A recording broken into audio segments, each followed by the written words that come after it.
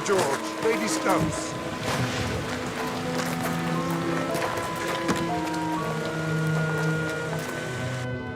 Good evening, Sir George. Good evening. I'm so thankful you're here at last. A shocking night. How did you get straight to bed or she'll catch a chill? Come along, my dear.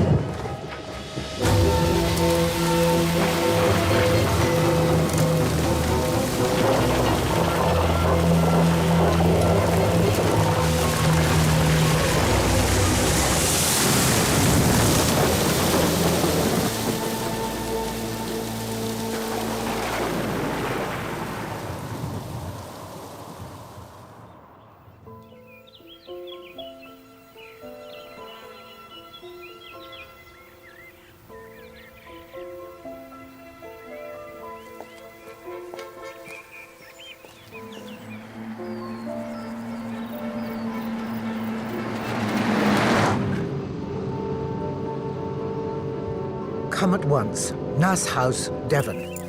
Need help. Urgent. Ariadne Oliver. You been here before, sir? No. Take the scenic route along the river, shall I? No, merci.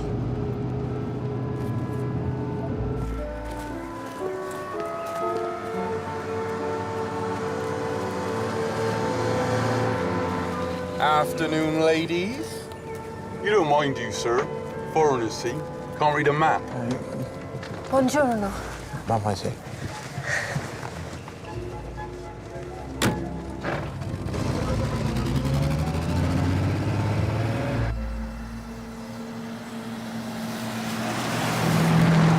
Thank you. It is most kind, please.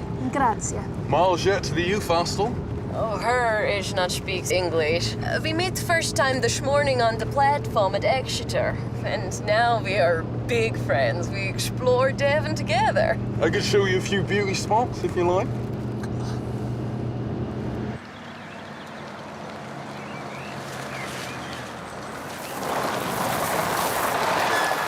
The hostel's that way.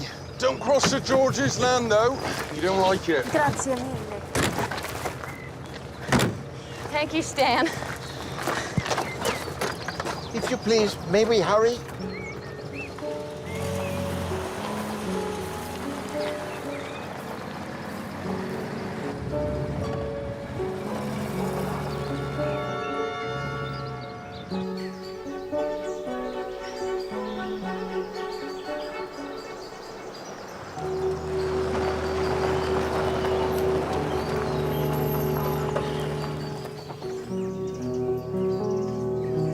Welcome to Mass, monsieur. I believe Mrs. Oliver to be down by the battery, sir, that way.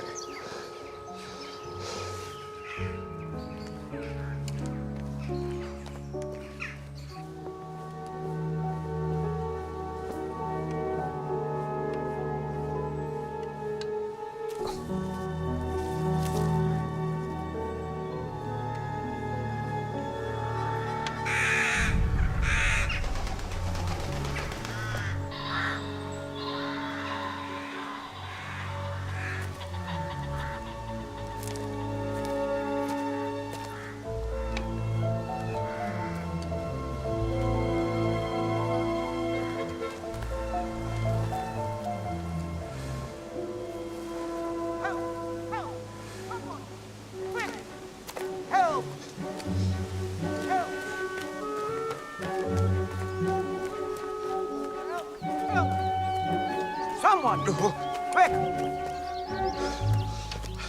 Oh, hello, Poirot. What is wrong, madame? Nothing's wrong. I just wanted to see if someone would come. How loudly one might have to shout. These woods are frightfully dense. I thought you were in danger. Certainly not. How are you, Poirot? Un peu énervé, chère madame. You telegraphed to me that you need help, and for this reason I come by the express from London. Well, I do need help. I'm most awfully worried. There are some very strange people here. Very strange indeed. They're holding a fete tomorrow, and they thought they'd have a treasure hunt. Then they thought, no, that's been done to death. So they thought they'd have a murder hunt instead. And they offered me a tidy sum to come and dream it up. Well, anything's better than writing. So I've been busily inventing motives and suspects and victims and so forth. And it costs a bob to enter, and all you get for that is the first clue. Good fun. Madame, Poirot, he has arrived to Devon. Mais pourquoi? Because there's something amiss. I think someone's going to die. If there were to be a real murder tomorrow instead of a fake one, I shouldn't be in the least surprised.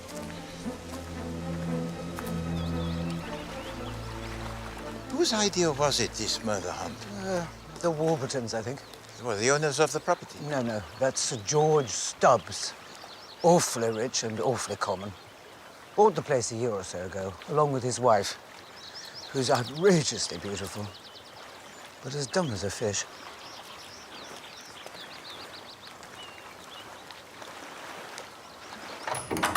The corpse will be in here.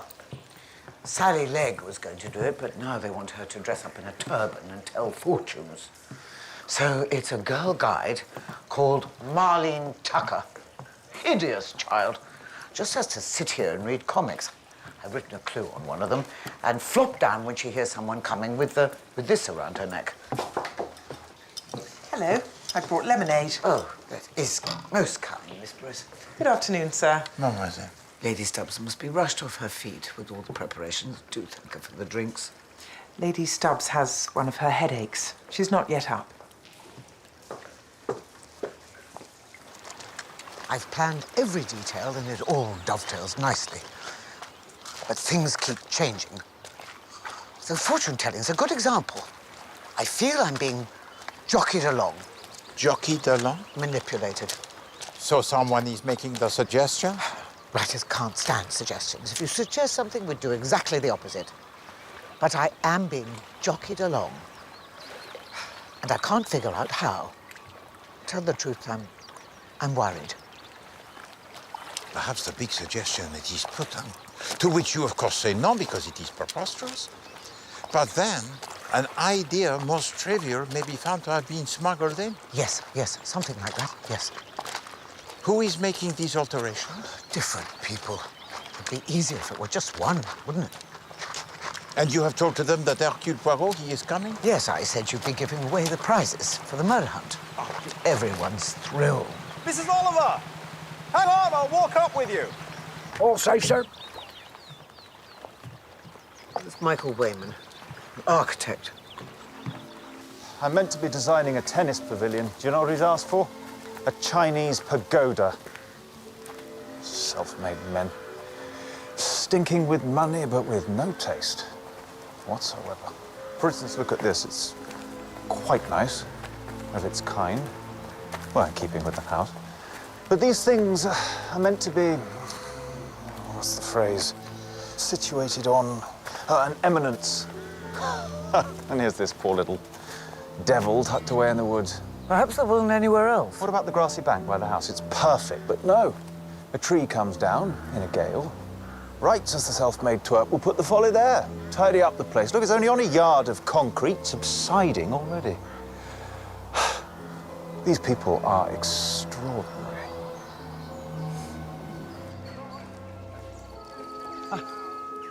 That's Amy Follyr. Her people owned Nass originally.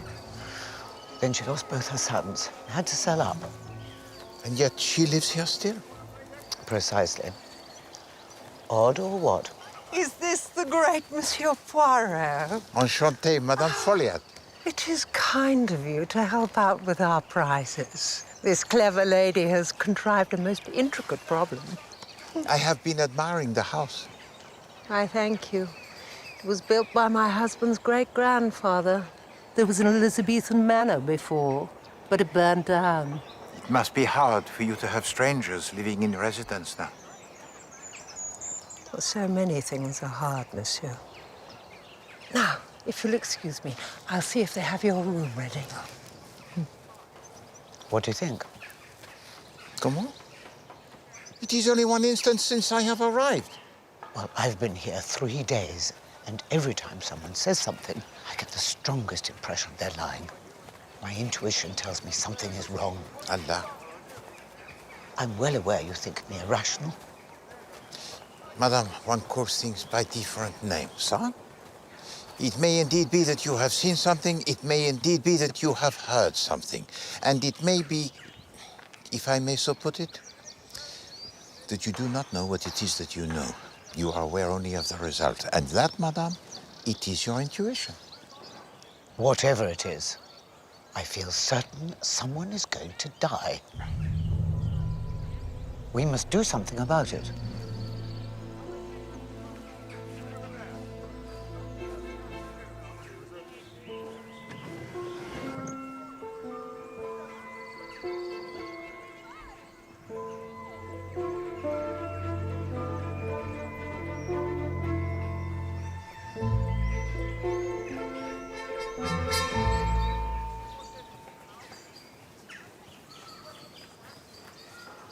Poirot, is it?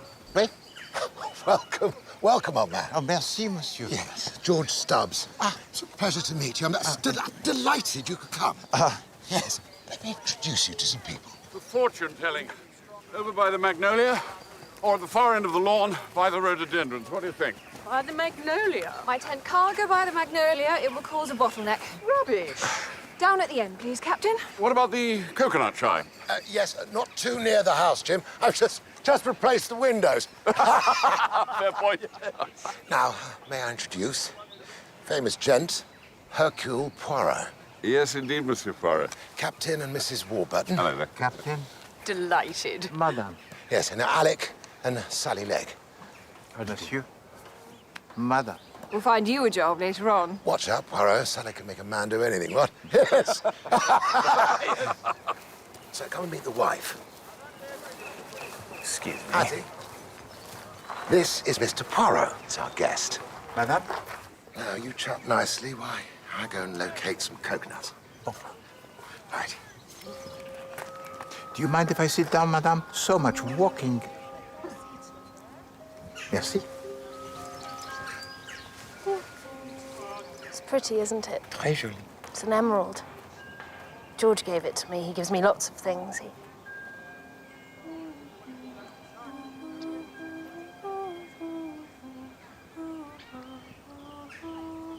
Devonshire is a county most pleasant, n'est-ce pas? It is when it isn't raining, but there aren't any nightclubs. Ah bon? You like the nightclub? Oh, yes. I love music and dancing and champagne and wearing my nicest clothes and all my jewels. It's best to be rich, isn't it? Perhaps if I was not rich, I should look like her. Imagine. Tea, my lady. Tea is stupid. Perhaps our guest would like some Hattie. Shall I be mother? Is it going to be like Ascot tomorrow? I can wear a very big hat. Not quite like Ascot, dear. There's so much to do. You really should be helping out instead of staying in bed till after lunch. I've got a new dress. Oh, come and see. We're just having a cup of tea. No, come with me. Come now. Oh, very well. Please excuse us. You really must like to. Beautiful creature, isn't she? See that ring George bought her? Whether he spotted she's away with the fairies, couldn't say. But then he's hardly an intellectual himself, is he? Sir George is inside the stocks and shares, I believe. Yes. Not exactly a gentleman's game, what? But still, you are the friends. Good grief, no choice. Not with an election coming up. Jim, you've got to settle this. We agreed my tent should be at the far end by the rhododendrons. It's the only place. My wife doesn't think so. You're the member of Parliament. Show her who's boss. You out of your mind? All right, see what I can do.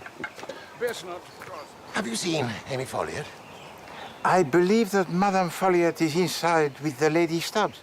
She seems to be most solicitous towards her. Oh, yes. Well, she was Hattie's guardian. Before I walked her up the aisle, of course.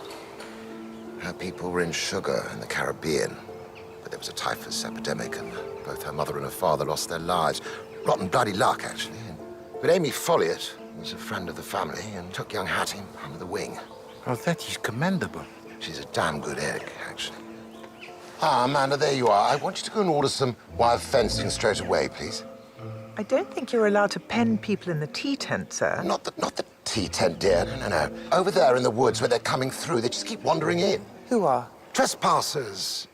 Foreigners. Cutting through, you see, Poirot, through to the ferry. Girls in little short trousers. Oui, d'accord. The trousers of the girls, sir. Exactly. I have a gentleman on the telephone with coconuts. Right, the coconuts, yeah. Right, so, what has he got? As many as you like, sir. Look at them all buzzing around. Busy, busy bees. The world's going to pot and they're holding a garden party. Une fête du jardin? But that is an activity honored by time, monsieur. The apathy of these people. They're all feeble-minded. Do you know what I should like to see done in this country? I'd like to see every feeble-minded person put out. Don't let them breed. Finish them off. All the simpletons. How would you do that, Monsieur Legge? Oh, I'm a chemist. I could do it easily.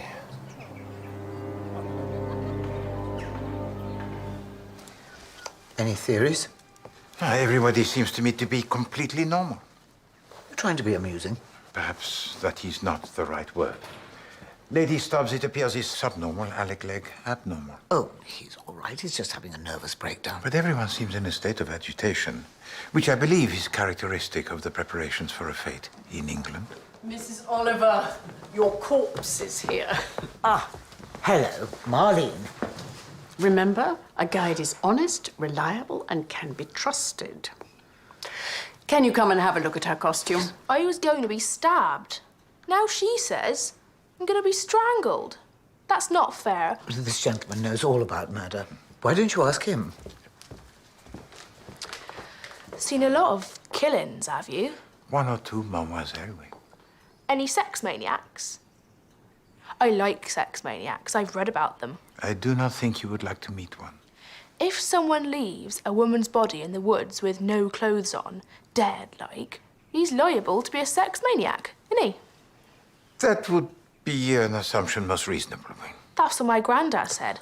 But he's daft, so no one believes him. Marlene, come and try your costume.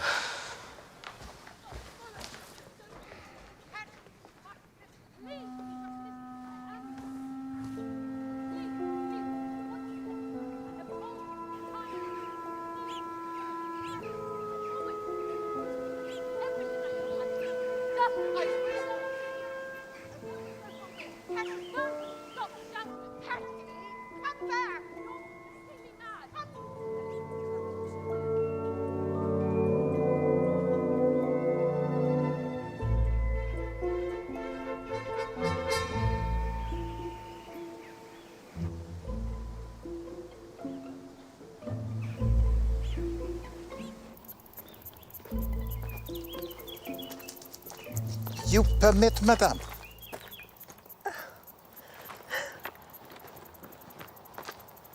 I'm so sorry Hattie dragged me off earlier. It was rude of her.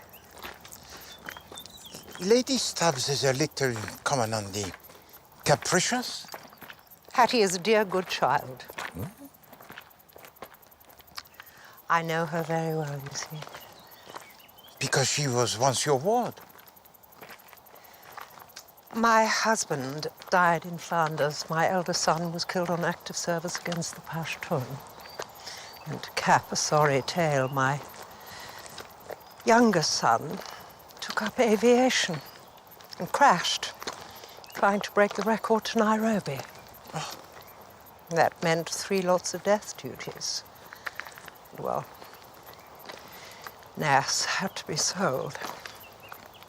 I was very unhappy, and I was glad of the distraction of having a young person to look after. For a time we lived in Paris. My, we had fun. I became very fond of Hattie. All the more so when I realized that she was not terribly capable. Thank heaven there was no money to speak of. Had she been an heiress, I dread to think how vulnerable she might have been. But Her father died bankrupt, and we felt ourselves fortunate when George Stubbs came along. It was most fortunate indeed. George Stubbs is a good man. Oh, I know he's a complete vulgarian, but he is fundamentally decent. I think that you have made the arrangement most prudent, madame. I am not like the English or romantic about these matters. Et voici, here you are, still at Nass House.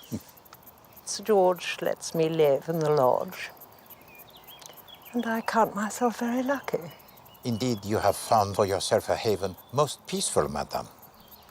A haven from the storm. Yes.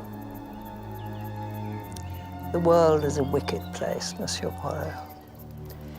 There are very wicked people in it. Thank you.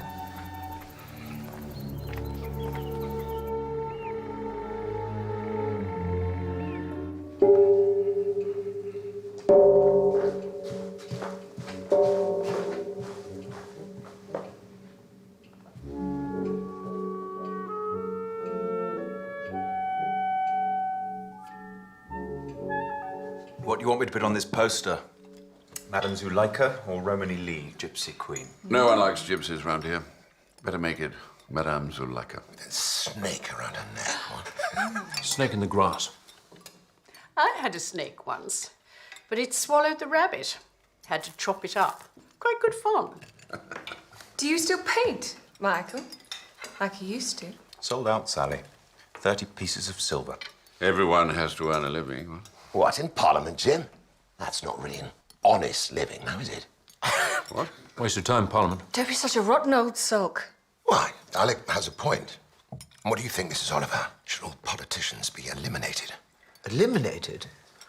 I don't know. They make ever such good suspects as a rule. They certainly do. I mean, just look at my husband. You couldn't get more shifty if you tried. Excuse me, I'm going to bed. Patty? I feel strange. Darling, we're at dinner. What?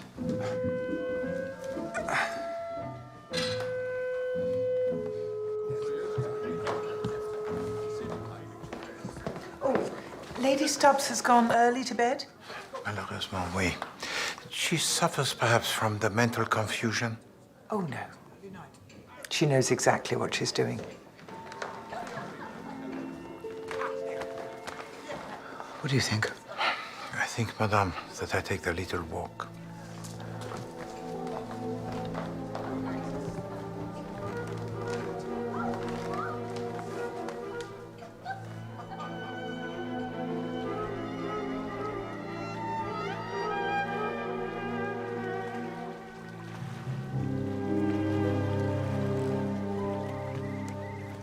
Monsieur? Do you want the ferry, sir? Oh, no. No, merci. I stay at Nass. Oh. 'Tis up at Nass you are? Right. I worked for the Follyats many a year. None of them left now, of course, except old Mum up at the lodge. Met her, have you? Madame Follier? Oui. Bad luck hers had. Trouble with her husband, trouble with her sons. They were all right when they was boys, always down here crabbing, but when they grows up, phew. Master Henry, he died for his country, fair dues, but Master James, he was wild. One of they as couldn't go straight, but he was vexing, Master James. Airplanes, flying. That's no way to die. No, indeed. Alors, what is your opinion of Sir George? Oh, pardon, Monsieur... John Myrtle. Monsieur Murder? Oh, no, merci. Gentleman be powerful rich. Wife's a fine lady from London. Yeah, I remember the night they arrived. Worst gale we ever had. Big tree down in the woods made a rare mess. Where the Folly it now stands? Ah, damn silly place for it, too. Never happened in Squire's day, London nonsense. It is sad, is it not, that the time for the Folliot family it is finished? Always be Folliats at Nass. Monsieur? Old Mum still be here, ain't she? Good night, sir. Bonne nuit.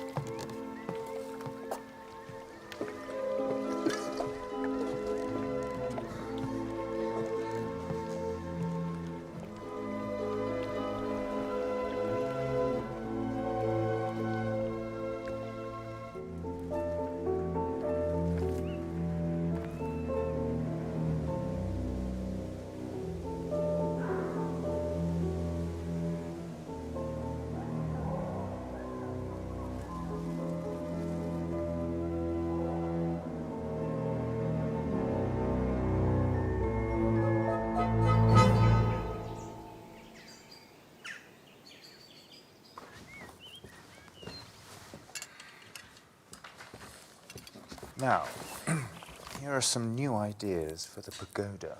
What do you think? See?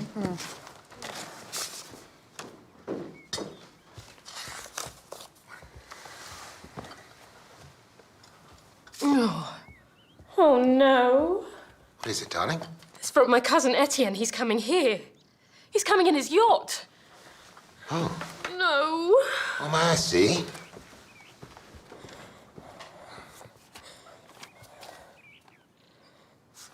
Who is this Etienne de Souza? A distant cousin. He says he's coming here today. Well, it's a pity he's dropping by in the afternoon of the fete, but never mind. We shall make him welcome. No, we can't. We can. Oh, I need to lie down. I have a headache. Hattie, dear. Take some aspirin and then it will go away. Shall I bring you some? No. Sweetheart, excuse me. Oh, Hattie, darling. I don't want to see Etienne. I don't like him. He's wicked. He does bad things.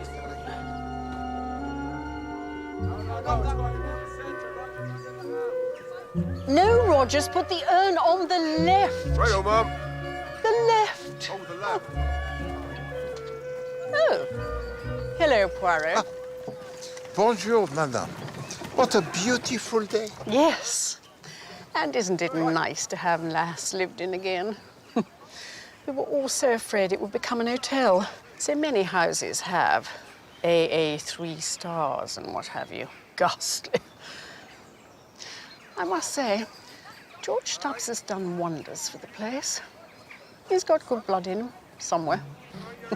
Father a gent and mother a barmaid, that's my guess.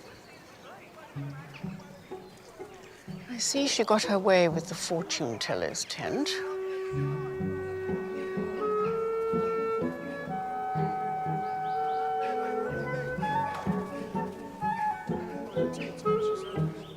No. No, you're trespassing. You can't come through here. Do you understand? The youth hostel is that way.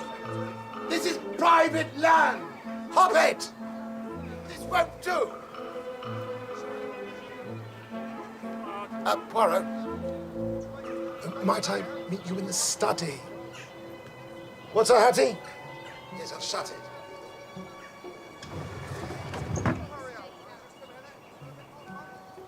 Well, I put a padlock on the gate, but they come through the wood. They don't seem to understand a word I'm talking about. They just jabber on in Dutch or French or whatever. One of them was, I think, Italian. Well, precisely, yes, foreign.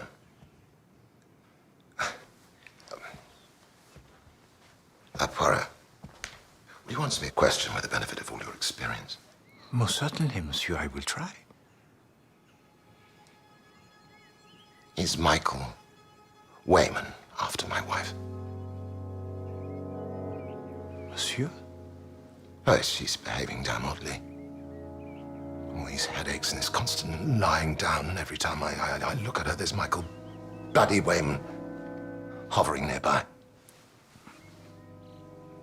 Sorry, I'm just being pathetic, but if you should see her getting up to anything, I mean anything at all, you will let me know.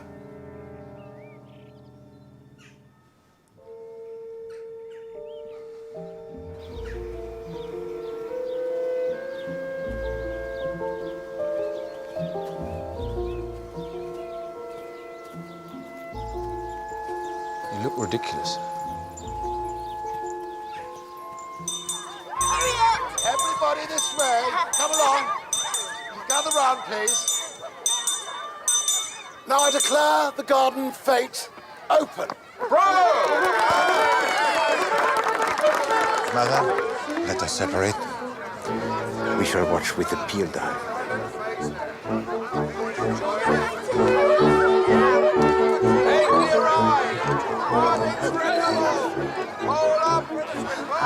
Mr. and Mrs. Hopper. Yes, it's just like old times. Isn't it the greatest success? I've restocked with floribundas. Just one small bomb would do it.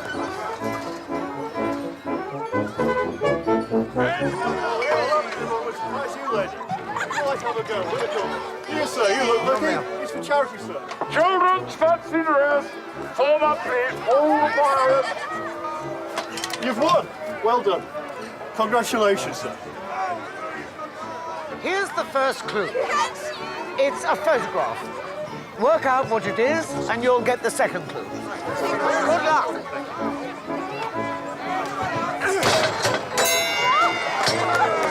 I see you're enjoying yourself. It is most horrible, is it not? Ladies and gentlemen, we have a new champion. Little girl, un petit cadeau pour toi, hein? Thank you. Anything? No.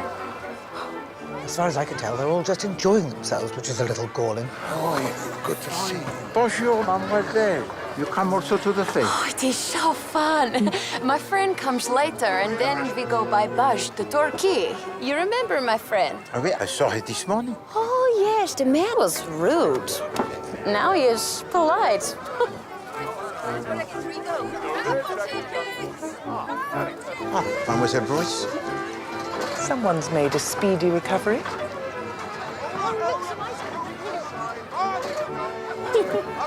Madame, that which you wear on your head, it is a creation, most beautiful. Like something from the royal ascot, n'est-ce pas?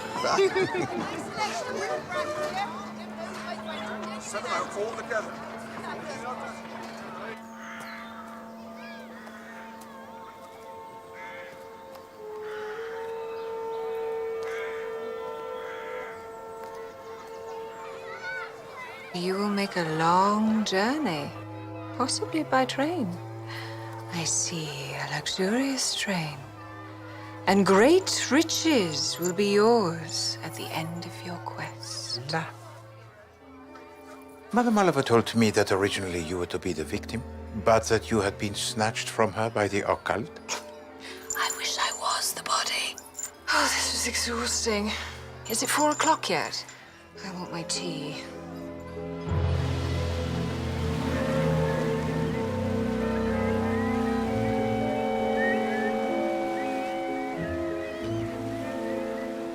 What do you think?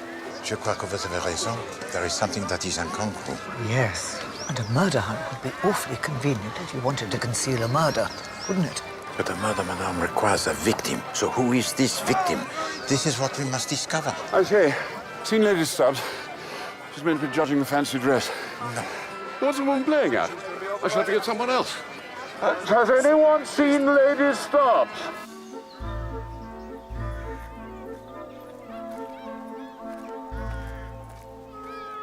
Sally. Thank you.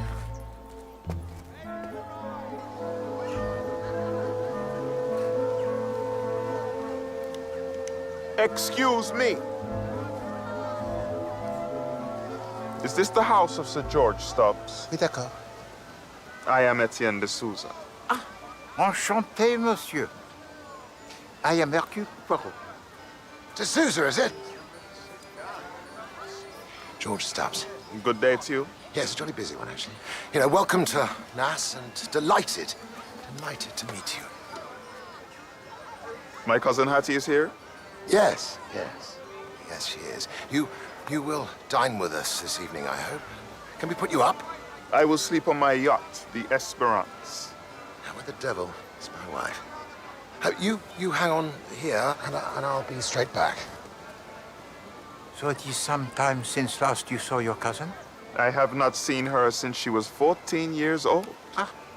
Then her parents sadly died, and she was sent abroad. As a child, she promised to have good looks. She is a woman most beautiful, monsieur. And That is her husband. Lady Stubbs, have you seen Lady Stubbs? Have you seen my wife, Lady Stubbs? Has anyone seen Lady Stubbs? Seen Lady Stubbs, have you? Big hat and the sunglasses. She seems to have completely disappeared. I feel certain someone is going to die. Lady Stubbs? No. I saw her last at Gareth's Rail. The world is a wicked place, Monsieur Poirot. Have you seen Lady Stubbs? Hattie! Have you seen Lady Stubbs? Lady Stubbs, you haven't seen her, have you? You don't know where she is? Lady Stubbs has disappeared. They look everywhere. She is gone. So where can she be? Anyone think of the boathouse? Oh.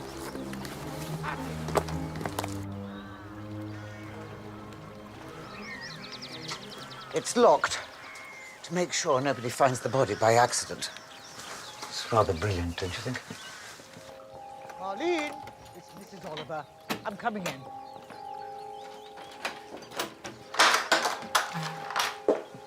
Marlene, you can get up. It's only me.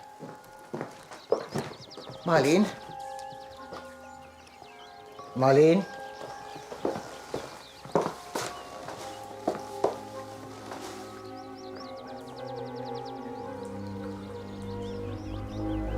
Is that what you have feared has happened, Mother? Elle est morte. You don't mean... You don't mean... Oh... Marlene...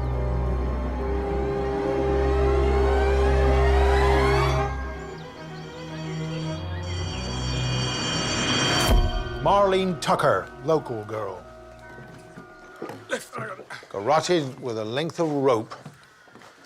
Doctor says she's still warm. Dead no more than an hour. So the killer isn't far away. I dare say. But who'd want to murder a 14-year-old child? Johnny goes with Kate. Georgie pinches hikers in the wood. Sir George Stubbs. I'll need a room, sir. And I want to question both yourself and Lady Stubbs, I'm afraid. Yes, of course, but my wife seems to have disappeared from view. We'll find her eventually, but I doubt she'll be much help. I feel awful. Put that in capital letters. Awful. Because, you see, it's my murder. I organized it. I don't usually drink, but Poirot gave me this for the shock. Did you say Poirot?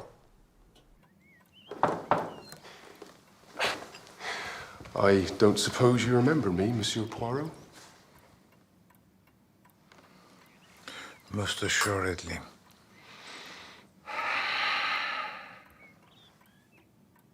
It is the young Sergeant Bland, whom I met, it is now since 14, 15 years, in Gloucestershire. What a memory. I cannot for the life of me remember why I should ever have wanted the Yugoslavian wife of a biochemist to be the victim. And I wasn't expecting a man in a yacht. What man in a yacht? He sent a letter to Lady Stubbs, and she was frightened. Frightened of what? Frightened of him. And now she's disappeared. Can you tell me anything about a man and a yacht? Oui, bien sûr. Etienne de Souza, the cousin of Lady Stubbs. Who was afraid of this Etienne de Souza? Do you know why? I heard her say he was a bad man. Do you think her fear was real? If it was not, she is an actress, very clever. You came ashore in a launch at Nascombe Quay. Did you see a small wooden boathouse on your way? Yes, and had I known it belonged to Nass House, I should have come ashore there, but I did not. Did you see any signs of activity? In the boathouse? No. Originally, the part of the victim was to have been played by Sally Legg. But one evening, Sally told all our fortunes, and she was thought to be strikingly good at it. Someone suggested one of the girl guides could be the corpse instead, so Sally became Madame Zuleika. Was Marlene Tucker happy to be the victim? Oh, she was thrilled. I noticed a plate and a glass. Yes, she had some jam tarts and a fruit drink. I took the tray down myself. Lady Stubbs asked me to. Right. What time exactly? Oh, let's see.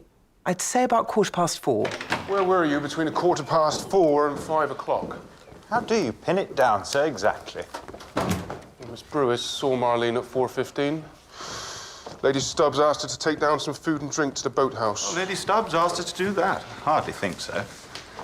Lady Stubbs's mind revolves entirely around herself. Marlene could die of malnutrition for all she'd care.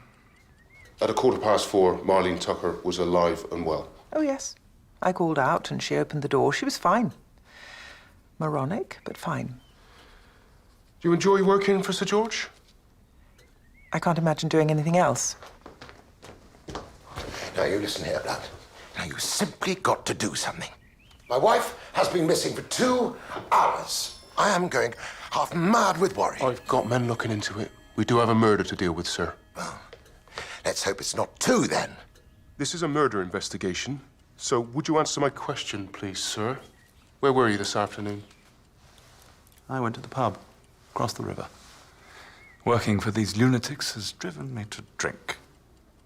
How well do you know your cousin? My second cousin. I don't know her well. And yet you just thought you'd pay her a surprise visit. Hardly a surprise visit, Inspector. I wrote to her 3 weeks ago from St. Malo. I said I hope to arrive in Nascombe around about today. It is hard to be specific on a sailboat. Did she reply? To be frank with you, gentlemen, I don't think Cousin Hattie has the mental capacity for writing letters, though I understand she has grown into a lovely woman. Haven't you seen her? No, I have not. Where is she? She's probably just gone for a walk. She's a grown woman. Rather a helpless one, by all accounts. Yes, when she wants to be. Tell me everything you know about Lady Stubbs. How would you describe her? I describe her as ornamental, like a trefoil or a croquet, pretty, but useless. Backward? Backward? No. Cunning little minx. She didn't leave by boat. The road was closed. I reckon she's still on the property somewhere, sir. Why? Nothing to stop her hopping across a fence and making off across country. Madam was wearing a bias-cut chiffon dress with double rouleau straps, whatever that is, a large red hat and shoes with 3-inch heels. I don't think she'll be doing no cross-country run. Well, she could have changed her clothes. Her maid says nothing's missing. No suitcase packed, nothing.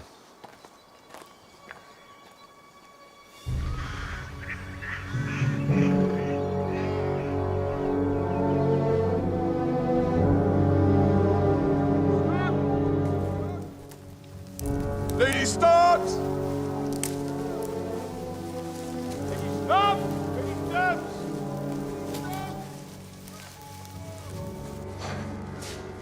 Hoskins, stand the man down. Uh-huh, very well, sir.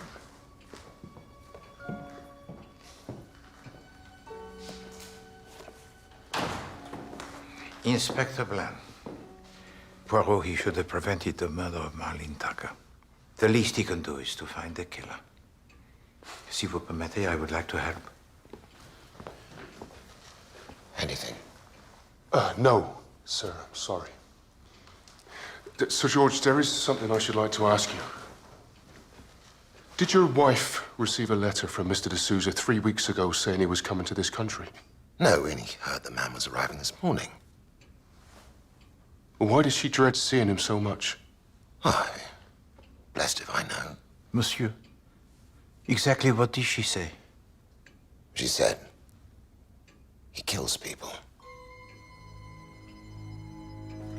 Well, she couldn't actually say who de Souza was supposed to have killed, or where, or why. You know, but don't tell me he arrives here off his yacht and immediately strangles a girl in my boathouse. It doesn't make any sense. Sir George, the door to the boathouse, it has the Yale lock, oui? Yeah. So no one may enter without a key? So if you permit me to ask, there are how many keys? 3. And one was a clue in the murder hunt and concealed in some foliage at the top of the garden. The second key was in the possession of Mrs. Oliver. Where's the third key? It's here. Where? It always is. Now, do you see what that means? The only people who could have got into the boathouse were firstly the person who completed the murder hunt and found the key, which didn't happen. Secondly, Mrs. Oliver, or someone to whom she gave her key, which she says didn't happen and Poirot was with her. Right. Or thirdly, someone who Marlene herself admitted to the room. But that could be anyone out of 200 or 300 people, couldn't it? No, Sir George. Because when the girl heard someone to approach, she was to lie down and pretend to be dead. She was to be discovered by the person who had found the final clue, the key. Therefore, the only other people whom she could have admitted when they called to her from the outside were those people who had organized this murder hunt. Yourself, Lady Stubbs, Miss Brewis, Mrs. Oliver. Who else did Marlene know, Sir George? All right. Alec and Sally Legg, Michael Wayman, the Warburtons, oh, and Mrs. Follyr.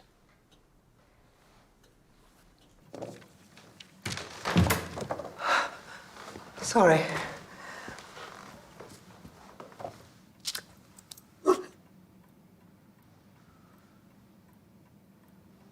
It is as you said to me yesterday, Madame. A world that is very wicked. Well, it's true. This morning, Lady Stubbs, she also spoke of wickedness. I shouldn't pay too much attention to the things Hattie says. No, so everyone tells to me. She has always had the mental age of a child. As you know, Madame, such people are not always accountable for their actions. In a fit of rage, they might even kill. No! Hattie was a gentle, warm-hearted girl. She would never have killed anyone, never! Then can you think who might have killed Marlene Tucker? No, I can't. What can you tell me about the local people? Captain Warburton? He was working hard at the fete all afternoon. Mrs. Warburton?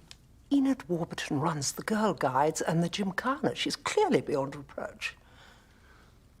And the Leggs, what do you know about them? They're just holidaying here. Madame Legg, she is a lady most attractive, n'est-ce pas? Vivacious. Why? Is it possible, do you think, that at any time Sir George Stubbs felt the attractions to Madame Legg? Good heavens, no. Sir George is extremely fond of his wife. Was it you or Lady Stubbs who asked Miss Brewis to take jam tarts down to the girl in the boathouse? Goodness, all these questions. I remember Miss Brewis collecting some cakes, but I don't recall that anyone asked her to do so. You were serving in the tea tent between 4 o'clock and 5 o'clock. I believe Mrs. Legg came in there at that time for a tea? No, she didn't. She was dressed as Madame Zuleika, remember?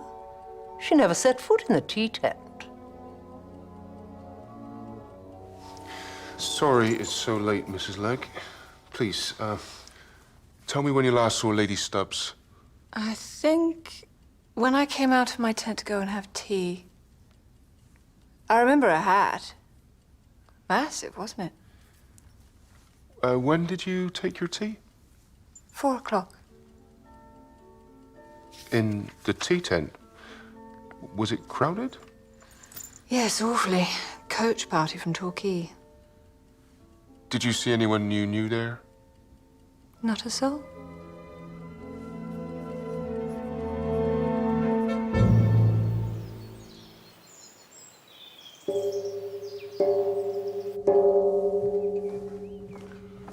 Good morning, sir. Bonjour. Is there any sign of Lady Stubbs? No, I do not believe so.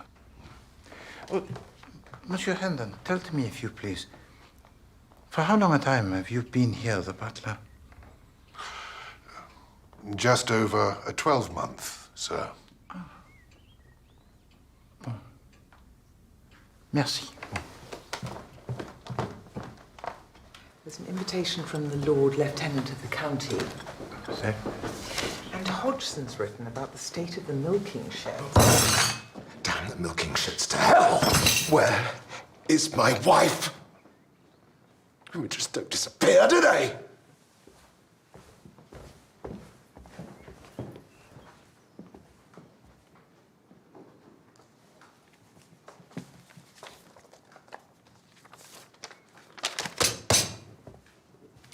Utter fool! Would on earth possessed him to marry her? Eh bien, it has been a marriage unfortunate. Disastrous. All she ever does is spend his money. Why, this year alone, she's bought 2 minks and a Russian ermine. He's such an innocent. And she's a sly, scheming, clever cat. You say is and not was. She isn't dead. She's gone off with another man. She likes men. She's already made a fool of Michael Wayman. But Monsieur Wayman, he designs her tennis court. Tennis? She wouldn't know a double fault from a fruitcake. Wayman tried it on and she gave him the heave-ho because she's found someone else, so he has too. And if Monsieur Wayman no longer pursues Lady Stubbs, what is it about her that makes you so suspicious of her? She meets someone on the sly, Poirot. She slips out of the house and into the woods. She was out the night before last. All that yawning and saying she's too tired for dinner. Half an hour later, she's slipping out by the kitchen door. She's an alley cat, Hattie Stubbs.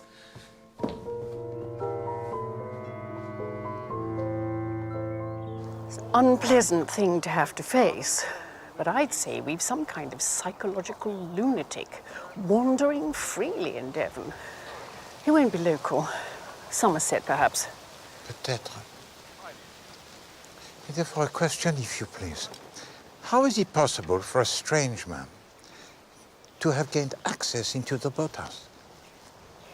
Easy. She came out. She got bored. Girls do, trust me. The most likely thing is that Marlene saw Hattie Stubbs being murdered, so she had to be disposed of too. Crush her windpipe, drag her back inside, flick the ale. Easy. Oui. Sir George Stubbs believes that his wife, she is still alive? Men will believe anything. Look, I like George Stubbs. He and his wife have done wonders for Nass. Amy Follier has sponsored them, of course, and she has influence in the county. Why, there have been Folliots here since Tudor times. Always been Folliots at Nass.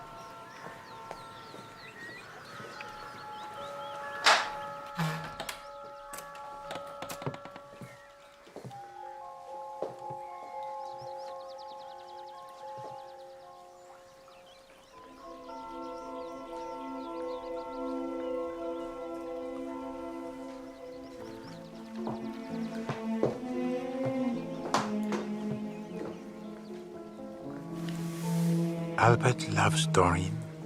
Biddy Fox has a secret den. Oh, Marlene, Marlene. Hello, she spies. Hey, she looks and she learns.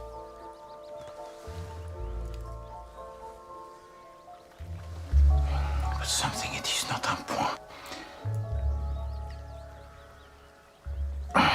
Poirot, your brain, it is so slow.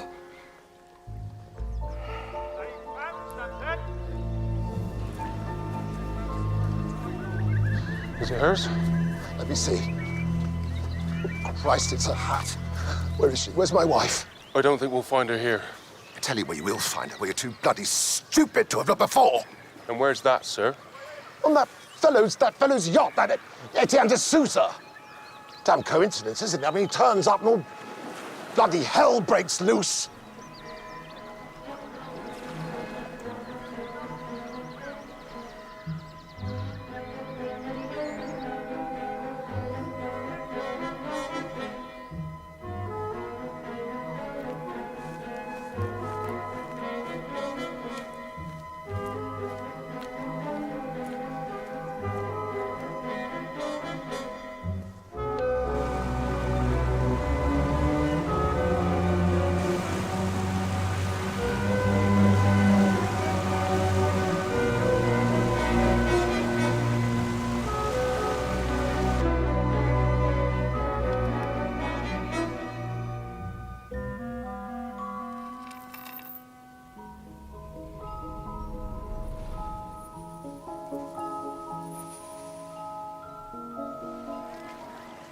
Well, I have a warrant to search your vessel.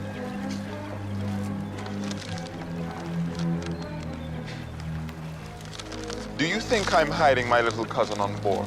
I don't think anything, sir. Rather as I suspected.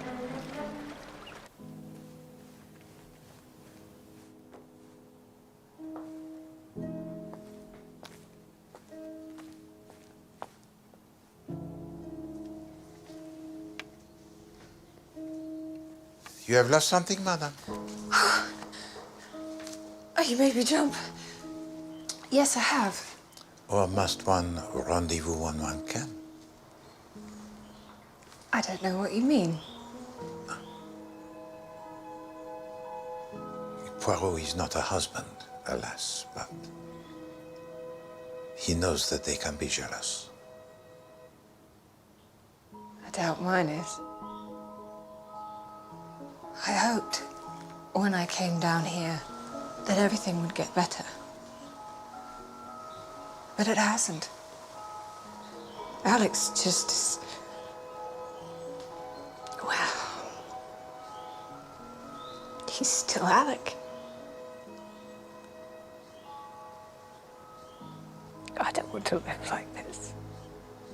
No. Have a look here, sir. Got something? Yes, sir. This is the jacket the gentleman was wearing yesterday. And look what I found in the pocket. What is it? It is the ring worn by Lady Stubbs at the time of disappearance.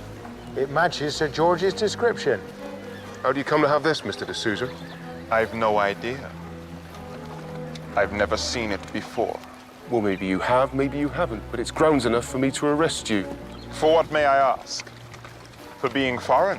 For the murder of Harriet Stubbs. For the... You have no proof at all. This is meant to be a civilized country. We like to think so, sir. Hoskins. Is this what you were looking for, madam? Oh, yes. Thank you, Monsieur Poirot. I must have dropped it. Wait.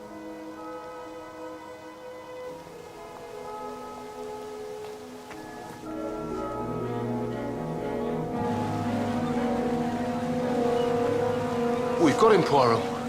Her ring is in the pocket of his blazer. With that and all the hearsay evidence, I reckon I can get a conviction. For the murder of Lady Stubbs, whose body has never been found? Well, it was dumped in the river. Floated out to sea. It'll turn up in time. No, I'm sure she was killed here at Nass. If I closed the roads, put a man at the key, checked all the buses and trains, there was never a sign of her. No, she was dumped in the river near where we found her hat. And Marlene Tucker saw it happening. So probably de Souza fixed her too. It is not Etienne de Souza. Why not? How did he know where to find her when his boat? It had only just arrived. No. It does not make any sense.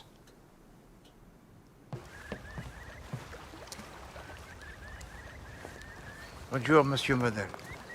Do we want the ferry, sir? Non, merci. I return today to London. Poor fella. Why must he do that? Because Poirot, he has failed. Because Poirot is an imbecile.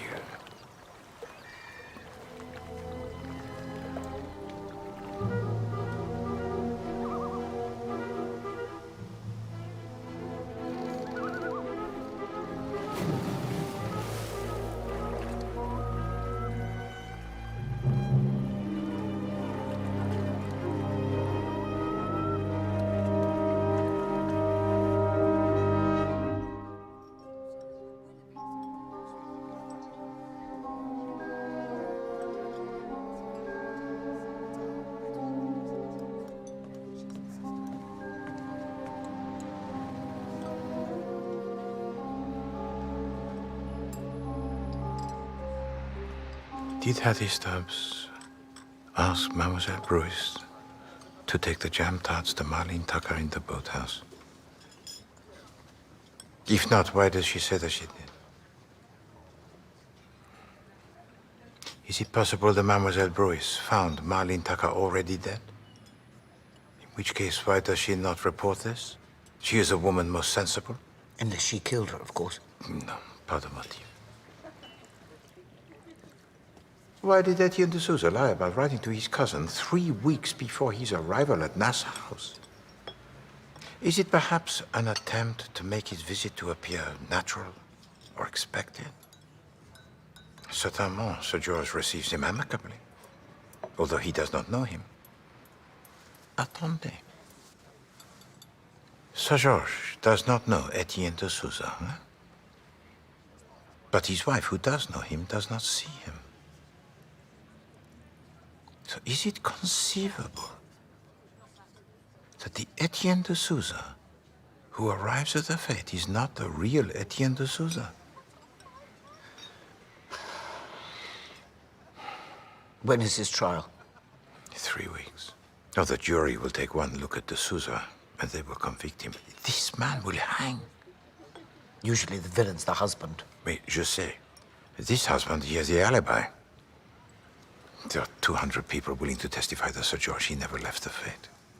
But there is someone who knows what happened to Hattie Stubbs. You think the body's still there? It appears that she's been thrown into the river, but it is possible that she is in the grounds. There isn't a priest's hole or anything like that, is there? No, I asked this question to Monsieur Michael Wayman. He tells to me that the house is not of the correct period for this. All the same, there might be something in the structure that only the family know about. But the only member of the family who is left is Madame Follyr. Well, she knows everything there is to know about Nass, doesn't she? It is a true thing that you say. She knows everything. For example, she knows straight away that Hattie Stubbs is dead. She knows, even before the death of Marlene Tucker, that the world, it is a place most wicked. What is there that she does not know?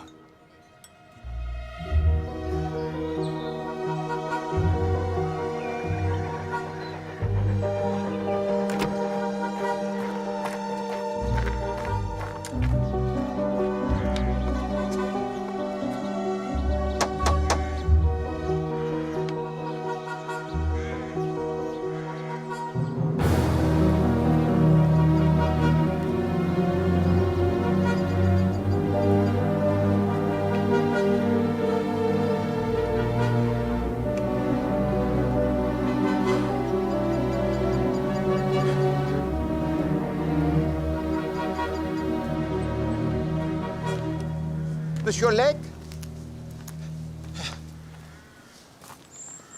You are leaving Nass house? Yes. Sally's cleared out. No. With that bastard Wayman. I do not think she will be as happy with him as she would be with you. You think so, do you? Yes, I do, monsieur. And shall I tell you what else I think? I think that your opinions so extreme have made you impossible to live with. Your wife, Sally Legge, she is a woman of loyalty, but you have pushed her too hard, monsieur. You are a man who is very lonely, very desperate. And if you had told your wife, Madame Sally, just how you were so lonely and how you were so desperate, she would never have left you for Michael Wayman. You don't know how right you are. Wait. I've been an absolute dummy. Wait. It's politics, eh, Poirot? It's hardly worth losing your wife for. No, I do not think they are, monsieur. No. What should I do? I think what you should do, monsieur, is to find Madame Sally, but immediately. Ask her to forgive you and beg her to come back. And Hercule Poirot, he is always right, monsieur. Do you know, I think I will. Bon. And I'll go to the bloody Chelsea Arts Club, and I'll get hold of Michael Wayman, and I'll throttle the ponce with his ridiculous tie. Bon.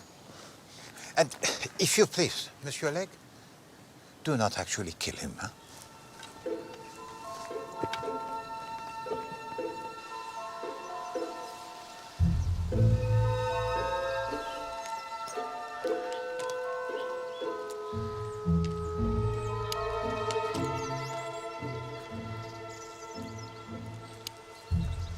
Bonjour, madame.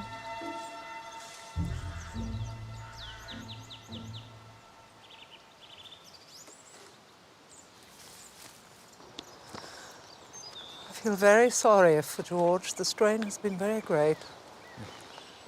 So George still believes that his wife, she is alive. I think he's given up hope. He does not say so, but... Of course, I've hardly seen him lately. He spends most of his time in London. He's drinking too much. I am very tired, Monsieur Poirot. I have not much to live for. But you have your home. Monsieur, I am grateful to George Stubbs for renting me the lodge, but I do rent it. I pay him a yearly sum for it, with a right to walk in the grounds. The grounds of my ancestral home. Oh, je suis désolé, madame. I do not mean to offend. I mean only to say that this is a place so beautiful. It is, in fact, one of the most beautiful places I have seen in England. It has about it the great peace and the great serenity. Yes. But is there still the same peace and serenity now, madame? Why shouldn't there be? Because the murder, it is gone unavenged, and blood, it has been spilled. And here is the smell of it, the reek of it, drifting across the lawn on the breeze. I think that is quite enough. Madame, until the curse is lifted, there will be no peace at Nass. You know this is true. And you know a great deal, perhaps everything about the murder. You know who killed the girl. You know why. You know who killed Hattie Stubbs. And you know perhaps where the body it now lies. I have only my suspicions. And to speak out on mere suspicion would be wrong. Wicked. As wicked as what was done here, it is now since 5 weeks. As wicked as the killing of a girl who is only 14 years of age. Don't talk about it. It's over and done. It's finished. No, madame, it is never finished with a murder. Jamais.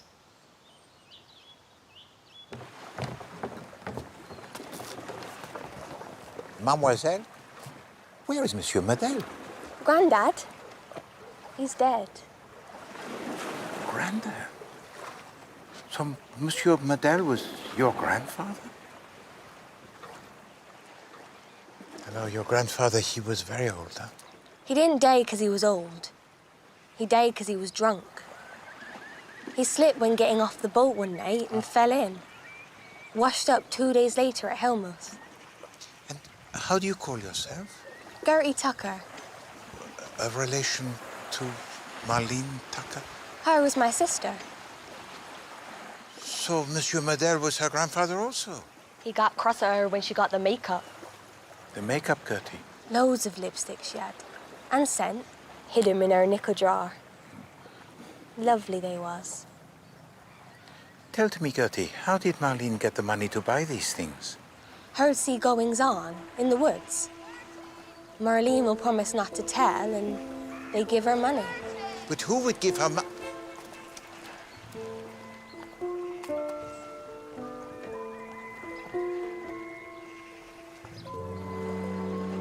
At last. Poirot, he begins to see.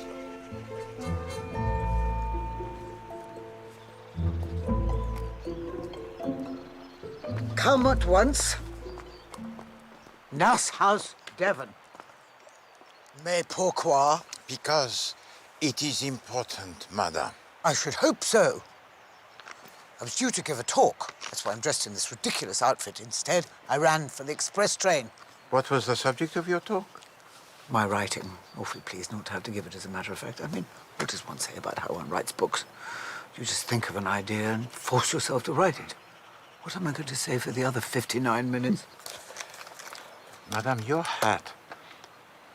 C'est magnifique. Oh, thank you. It's jolly expensive. Hats are really a symbol nowadays, aren't they? They don't keep your head warm or shield you from the sun or hide your face from people you don't want to meet. I mean, they're just ornamental. Always you give to me the ideas. Tell to me, madame, in your murder hunt, you have as one of your suspects a biochemist. Do you know a biochemist personally? Yes, I know Alec Legg. And you also know his wife, Sally Legg. But she is not Yugoslavian, is she? So what gives to you the idea of having a wife who is Yugoslavian for the victim? Oh, I don't know, all those youth hostelers, perhaps. All those girls in shorts. But, madame, I am most interested in how you write. You are a woman who is most sensitive. You are affected by the atmosphere, by the personalities that surround you. These are the inspirations for your brain that is so fertile. So tell to me, madame, when you first designed your murder hunt, did you intend for the body to be discovered in the boathouse? No, I did not. I intended it to be found in that pavilion, tucked away among the rhododendrons. But then someone, I can't remember who, began insisting it should be found in the Folly. Well, that was obviously bonkers. I mean, anyone could have strolled in there quite casually. I couldn't agree to that. No. So you accepted the boathouse instead. And that was the technique that you described to me on that first day. The jockeying along. One last thing, madame. Do you remember telling me that there was a final clue on one of the comics that was given to Marlene Tucker to read? Was it something like Biddy Fox has a secret den? Good gracious me, no. Nothing silly like that. No, it was a perfectly straightforward clue. Look in the hiker's rucksack. Épatant. The comic on which that was written would have to be taken away. Why?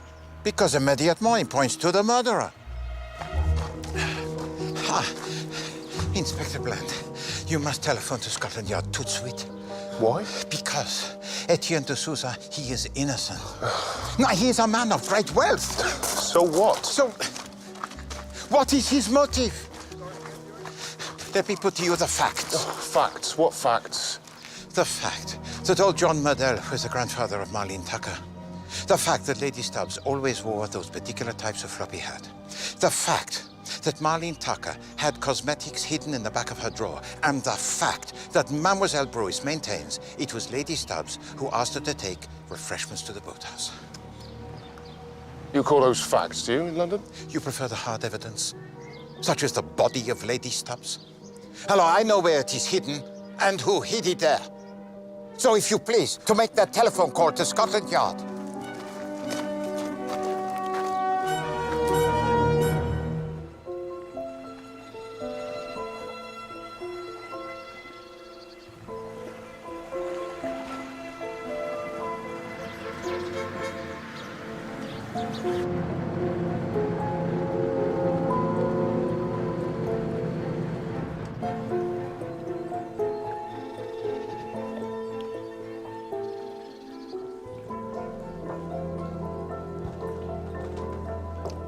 Why did you ask me to come here?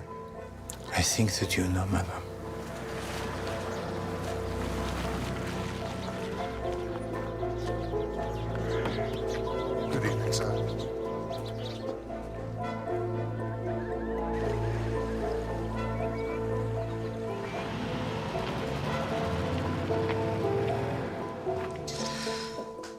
There have now been 3 murders. Hattie Stubbs, Marlene Tucker, and John Murdell. Myrtle? That was an accident. He fell from the quayside. He was drunk. No, it was not an accident, madame. He knew too much. He knew all about the Follier family. He knew about your husband. He knew about your 2 sons who died abroad. Only they did not, did they? Henry was indeed killed in action on the northwest frontier, but James... No, he did not die as you said. James, who was so brilliant, so wild. James, who was also to you so shaming. John Murdell told me of him, madame, and the records have been checked. What did he do to that young dairymaid when he was only, 14 years of age? You know. Wait. And where did you send him, madame?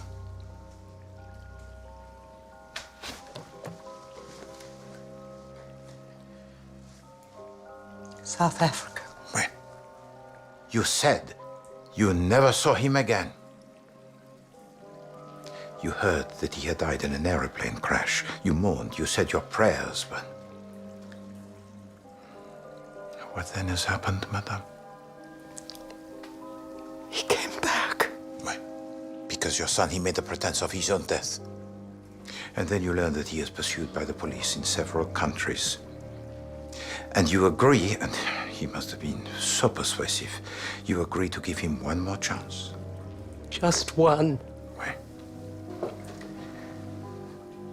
I believe that you are a woman most sincere and most moral. And I believe that it was from the best of your intentions that you did everything you could to give to your son, who was wayward, a new life. At that time, you had in your charge a young girl who was sadly subnormal. Oh, but she was rich, so rich. She was worth a fortune. But you gave it out that her parents had lost all their money, and you were advising her to marry a man who was wealthy and several years older than herself. And who could disbelieve you? Your lawyers in Paris, where you were living at that time, handled everything. And Hattie Stubbs, when she came of age, would sign whatever you put in front of her. And so in the end, Sir George Stubbs, the new identity assumed by your son James, became a man who was very rich, rich enough to buy Nass House.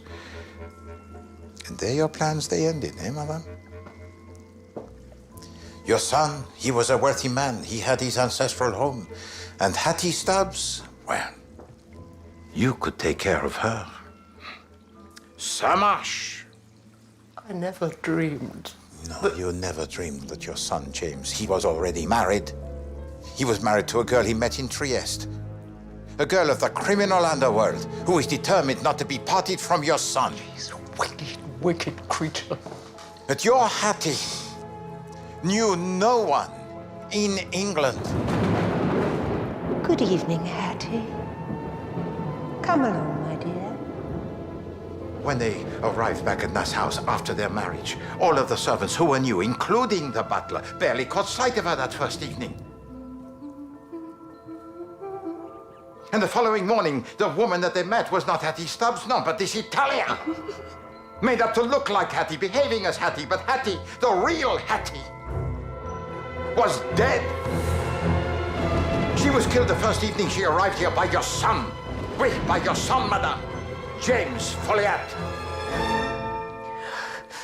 This plan, it was so clever. The false Hattie Stubbs over the years would respond to treatment. She would get better and better and make the full recovery. But this Italian did not convince Mademoiselle Bruce, I have a headache! who was herself in love with Sir George. But then something unforeseen occurs. A cousin of Hattie, Etienne de Souza writes to her a telegram Oh, no. telling her that he is visiting England on a yachting trip. Is it, darling? Alors, he would not be deceived by an impostor. And he's strange, is it not? That although the thought did cross my mind that this Etienne de Souza may not be Etienne de Souza, it never occurred to Poirot that Hattie Stubbs was not Hattie Stubbs. And there was a further complication. John Model used to... what is the word? Chatter to his granddaughter, Marlene Tucker. If someone leaves a woman's body in the woods with no clothes on, he's liable to be a sex maniac, isn't he? Well, nobody else would listen to him because they thought he was a little daft. But he told to his granddaughter Marlene that Sir George was in fact Master James. Alors, Marlene Tucker, she blackmailed Sir George for her silence. But in so doing, she signs her death warrant. They arrange it so that Marlene Tucker is killed and Hattie Stubbs goes missing. In such a way, the suspicion it is thrown onto her cousin Etienne de Souza. Hence the references to him being a man most wicked. Delighted to meet you at last. And Sir George, he plants the evidence. This Lady Stubbs was to disappear permanently. After a period of mourning, Sir George would rejoin her in Italy, where they would again be married. All that was necessary for her now was to double the parts for a little more than a period of 24 hours. When Hercule Poirot he arrives, Hattie Stubbs takes the bus to Exeter. Afternoon, lady. And travel back in the company of a youth hosteler she meets on the train. You don't mind, do you, sir? She books into the hostel with this Dutch girl. But by tea time, she is here, back at her window. After dinner, she retires early to bed. I feel strange. But Mademoiselle Bruce sees her to slip out of the back door. She spends the night in the youth hostel, returns to Nass for breakfast, after which she spends the rest of the morning in her room with her headache. She then stages her appearance as a trespasser. You can't come through here. Sir George shouts to her from the window of his wife. What's her Hattie? He turns and even pretends to speak to her inside. She is not there. No one would ever dream that these two women were the same person, and no one did. And so the final act of this drama, it is staged. A little before 4 o'clock on the day of the fete, Hattie Stubbs tells to Mademoiselle Bruce to take the jam tarts to Marlene. Now, she does this because she is afraid that Mademoiselle Bruce may do this independently, and that would be fatal to their plans.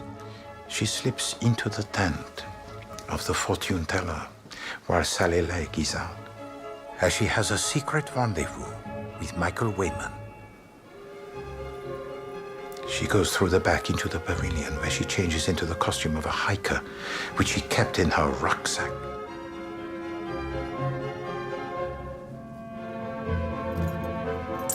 Poirot, he has found the buckle from the strap. And that is why the pavilion was not used for the murder hunt. She then goes down to the boathouse and calls to Marlene to let her in. And she strangles her.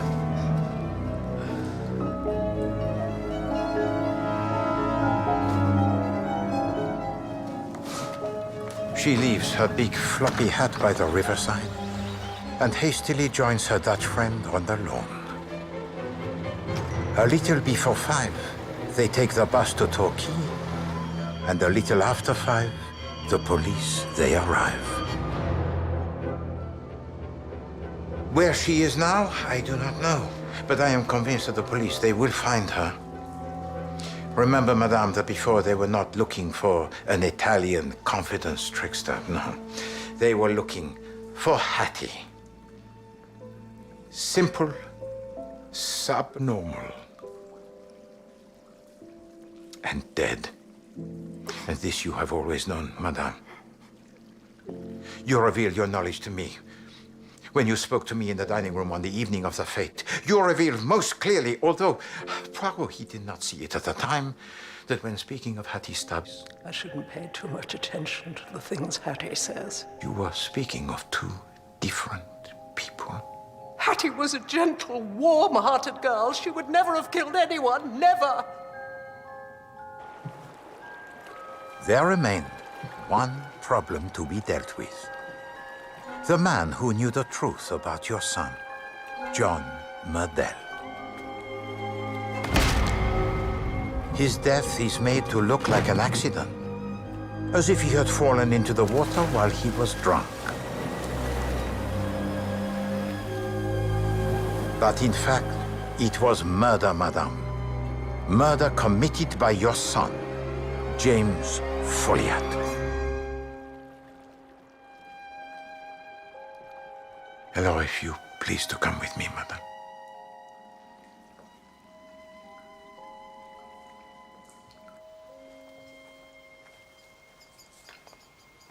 It is a good place to bury a body. A tree, it is uprooted in a storm. The soil, it is disturbed. And very soon, a young lady, she is covered with concrete.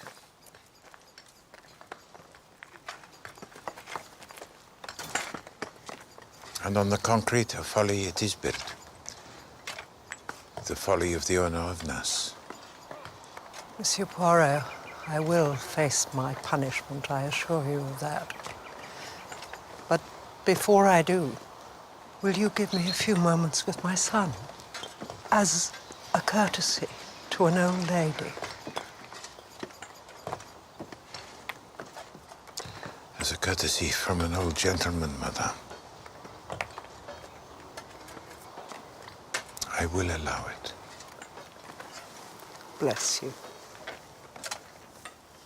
Right, let's bring in Sir George.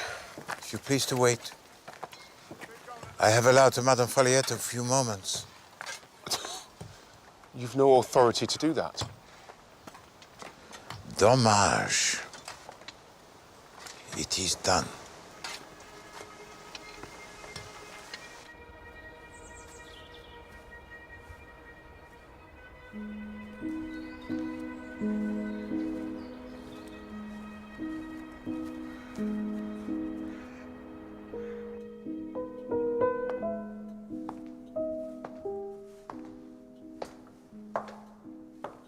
Mother, and what are you doing here?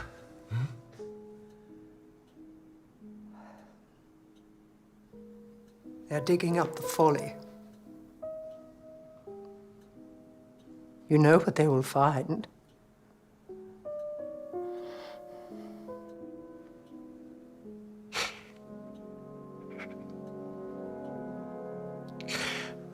Ruddy good scheme. Almost worked. It was like every one of your schemes. It was cruel and criminal, and it failed. You have brought disgrace to the family name. The name of Follyr. Dear God.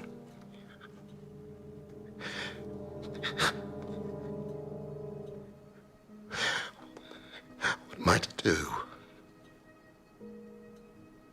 You will do, James, exactly what I tell you.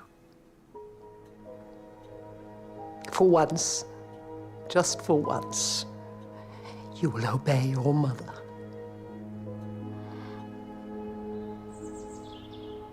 What put you onto them? Intuition, perhaps? No, madame. The deduction. When old John, murder, told to me there will always be Follyards at Mass, it was his little private joke. And Poirot, he has realized this very late. You see, madame, he knew. So now will you release de Souza? Yes. All right. Time's up. Come on.